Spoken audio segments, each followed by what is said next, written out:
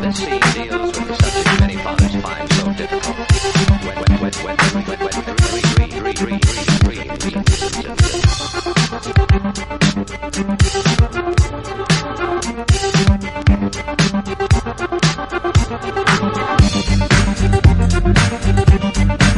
Welcome to Podcast VE 0.1, where we break down the latest research and tools for curious engineers. Remember back in 2018 when news broke that Tesla's cloud infrastructure had been compromised? Attackers managed to get in and use their resources for crypto mining. And how did they get in? Through an unsecured Kubernetes console exposed to the internet. It's a stark reminder that even tech giants can stumble when dealing with complex infrastructure. This incident isn't just a cautionary tale. It highlights a real problem in the rapidly evolving world of cloud-native tech. Securing Kubernetes is hard, and finding reliable, practical guidance can be surprisingly difficult. Today we're diving into a research paper that tackles this exact problem head-on. The paper is titled 11 Commandments of Kubernetes Security, a Systematization of Knowledge Related to Kubernetes Security Practices by researchers from Tennessee Technological University. What's fascinating is how they went about finding these best practices, not just from textbooks or official docs, but from the collective wisdom scattered across the internet. So let's set the stage. Kubernetes, or K8 as many of us call it, has taken the software world by storm.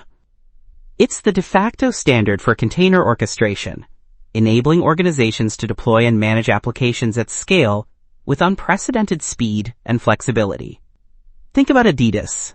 The paper mentions they went from releasing updates every few weeks to multiple times a day, thanks to Kubernetes. Companies like IBM, Spotify, Capital One, even the U.S. Department of Defense are leveraging K8s.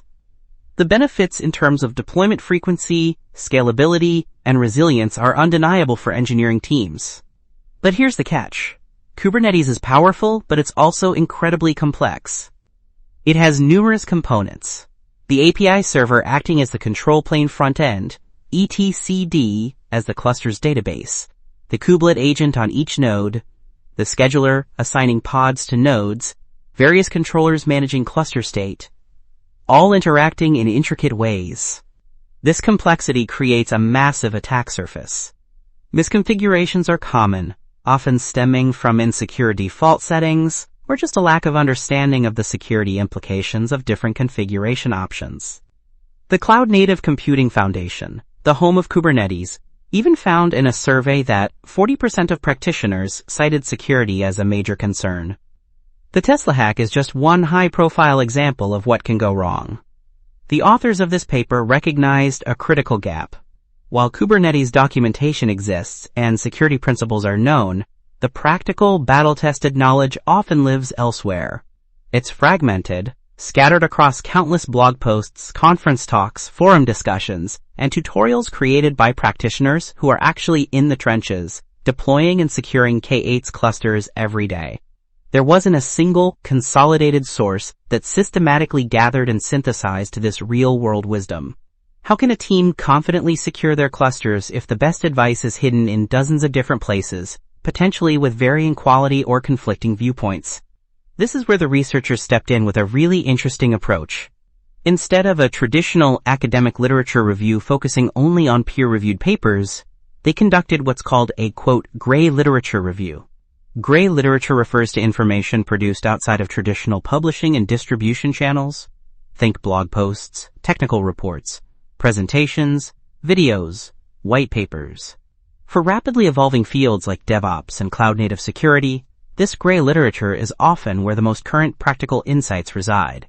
Practitioners share their experiences, their solutions, their hard-won lessons, knowledge that might take months or years to filter into formal academic publications, if it ever does. The researchers embraced this reality. They used Google search with terms like Kubernetes Security Practices and, quote, Kubernetes Security Best Practices, and gathered the top results. After filtering out duplicates and irrelevant content, they ended up with a data set of 104 internet artifacts, mostly blog posts, around 90%, but also some videos and presentations. This collection represented a significant pool of practitioner knowledge on Kubernetes security. Now, just grabbing 104 blog posts isn't research. The crucial step was how they analyzed this unstructured data systematically. They employed qualitative analysis techniques, specifically open and closed coding. Think of it like this. The primary researcher meticulously read through all these articles, identifying and categorizing every mention of a specific security action, like enable RBAC or scan container images. This initial open coding phase involved discovering patterns and potential security practices directly from the practitioner's own words. But to ensure rigor and reduce individual bias, they added a verification step. A second researcher, also experienced in software security, independently reviewed a random sample of 50 artifacts using closed coding, checking if the practices identified by the first researcher were indeed present in those specific articles, based on a predefined list. They then calculated the agreement rate between the two researchers using a statistical measure called Cohen's kappa. This systematic, validated methodology allowed them to reliably extract insights from the inherently varied world of online content, turning scattered advice into structured findings. So, what did they find after meticulously analyzing these 104 artifacts?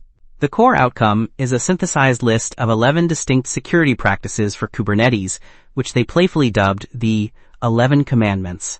These aren't necessarily divinely inspired, but they represent the security measures most frequently cited and discussed by practitioners online in their dataset, effectively ranked by community emphasis. This list provides a practical, actionable checklist for organizations looking to harden their K8s clusters, grounded in collective experience. Let's look at some of the top commandments, the ones mentioned most frequently across the artifacts.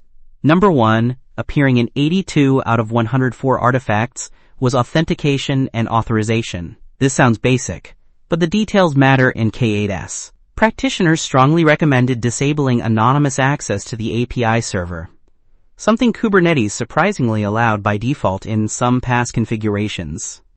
They stressed configuring proper authorization modes like role-based access control, commonly known as RBAC, to enforce the principle of least privilege. This means users and service accounts should only have the exact permissions they need to do their jobs, nothing more.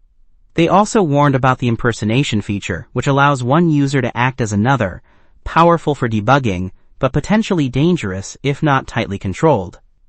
The core message here is, don't trust the defaults.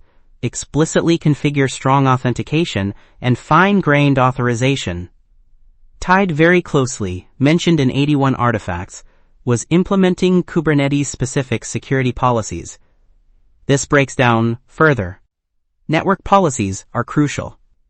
By default, all pods in a K8s cluster can talk to each other.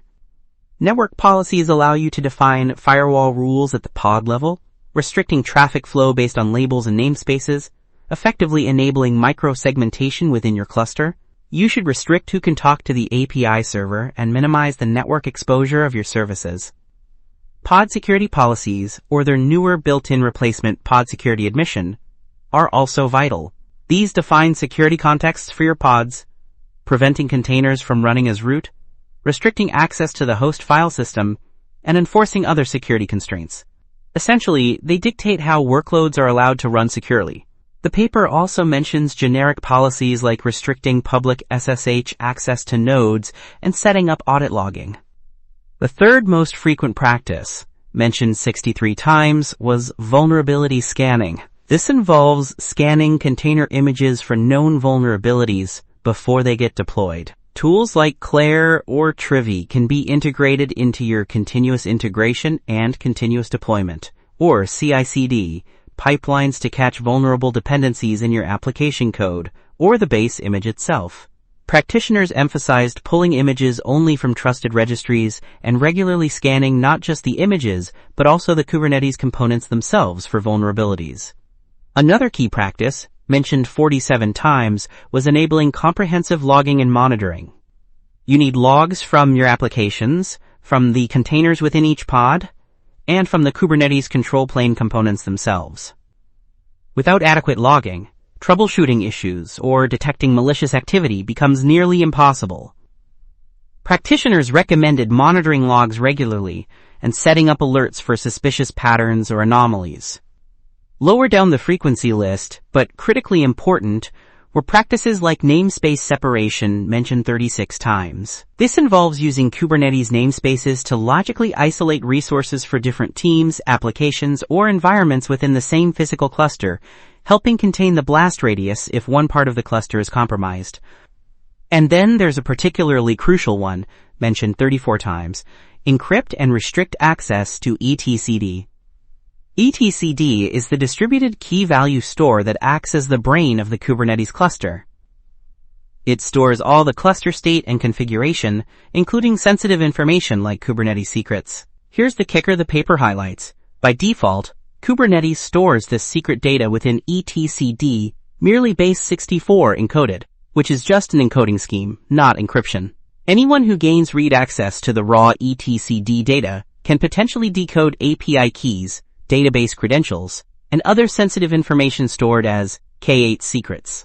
While Kubernetes can be configured to encrypt secrets at rest in etcd, the paper notes that practitioners were concerned about key management. They strongly recommend restricting network access to etcd, ideally allowing only the API server to communicate with it, and considering external secrets management tools like HashiCorp Vault or cloud provider key management services for truly secure handling of sensitive information. This finding alone is a huge takeaway. Assuming Kubernetes secrets are strongly encrypted by default is a dangerous mistake. Other commandments rounding out the list included keeping Kubernetes updated by applying security patches promptly, continuous update, 28 mentions, implementing secure service-to-service communication patterns, securing the underlying node infrastructure, protecting the CI/CD pipelines interacting with Kubernetes, and performing regular security audits. So why is this systematization of knowledge so important? What's the so what for us as engineers? Firstly, it provides a validated, prioritized checklist based on collective real-world experience. Instead of navigating a sea of potentially conflicting blog posts, teams now have a starting point, a benchmark derived systematically from what practitioners are actually discussing and recommending. If you're setting up a new K8s cluster or auditing an existing one, these 11 commandments offer concrete areas to focus on. Secondly, the study highlights the significance of gray literature in our field. In areas like cloud-native technologies that evolve at lightning speed, the practical knowledge often outpaces formal documentation or academic research. This paper demonstrates a rigorous way to tap into that distributed knowledge base. It acknowledges that the engineers building and running these systems often share the most relevant, up-to-date security practices through informal channels like blogs and talks. Thirdly, it underscores the dangers of default configurations in Kubernetes. The platform aims for flexibility, but this often means defaults are overly permissive.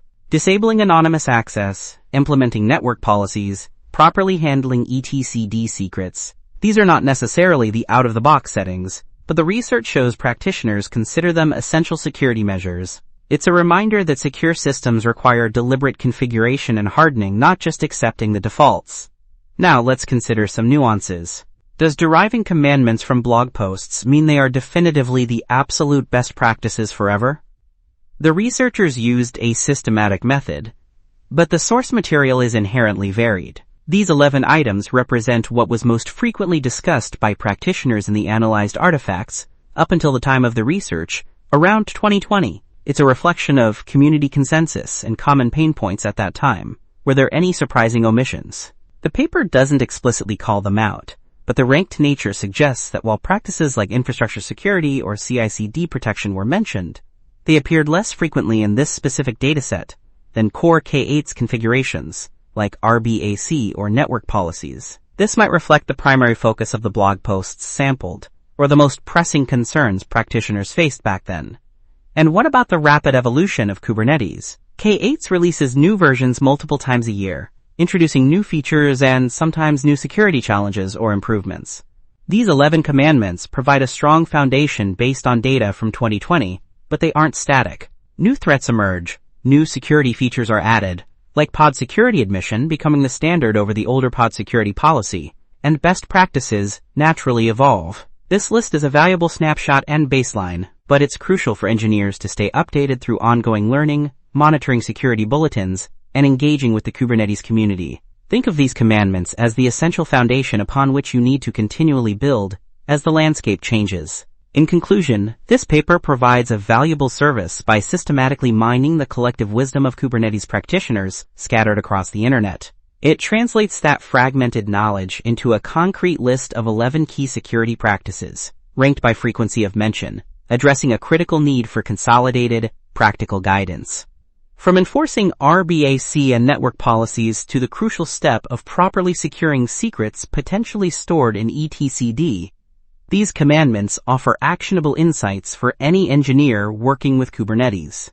It's a powerful reminder that security isn't just about features, it's about configuration, vigilance, and learning from the shared experiences of the community. And sometimes, the most valuable lessons aren't only in the official manual, but in the digital conversations happening all around us.